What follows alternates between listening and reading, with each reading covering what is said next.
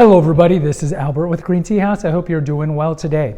Today we're going to talk about the alleged link between drinking tea and kidney stones and whether or not this is true.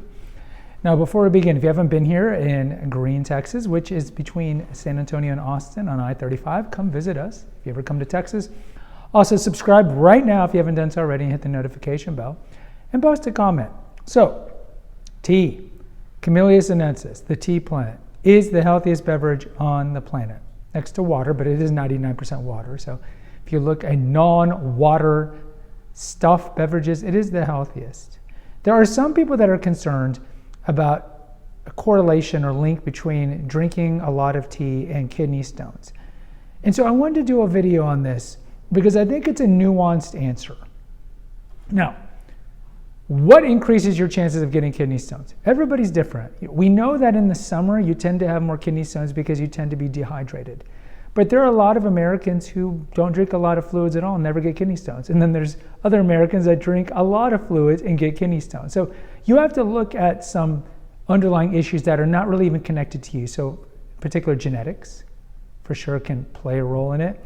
And some of it is what you eat. So foods that are high in oxalates tend to give you a better chance of getting kidney stones. It doesn't guarantee you're going to get kidney stones, but foods high in oxalates are more likely to result in renal calculi or those stones.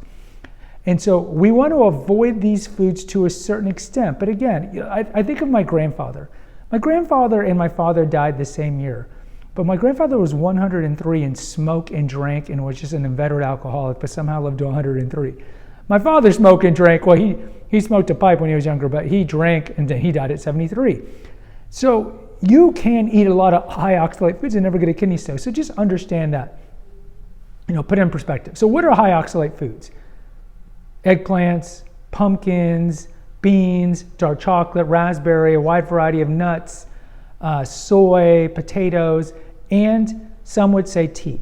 Now, let me tell you, there's never been a study ever that shows conclusive evidence that drinking a high amount of Camellia sinensis tea will increase your chances of getting kidney stones. Never. Now, doctors who might do a quick Google research or maybe just a quick search of something, avoid high oxalate foods, coffee and tea of oxalates, avoid drinking these things or you're going to get kidney stones.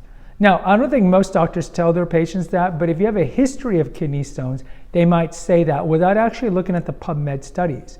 So there's no conclusive evidence that drinking a lot of tea is going to increase your chances of kidney stones. So I'm not a medical doctor and I don't play one on TV, but just take it with a grain of salt. Now, if you Google these things online, you might read somewhere that black tea increases your chances of getting oxalates and therefore higher chance of kidney stones.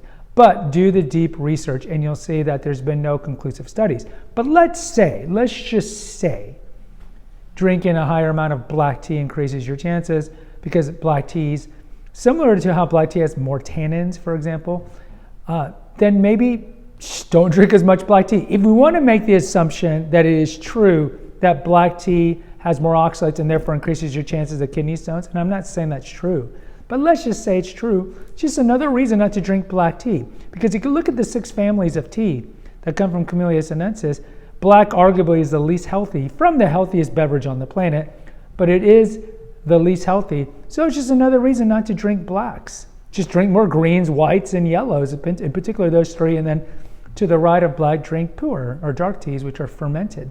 But that's making the assumption that it's true. And I would tell you, look, I would not stop drinking the healthiest beverage on the planet because there's a chance that increases your chances of kidney stones. The other thing is tea is hydrating, more hydrating than coffee.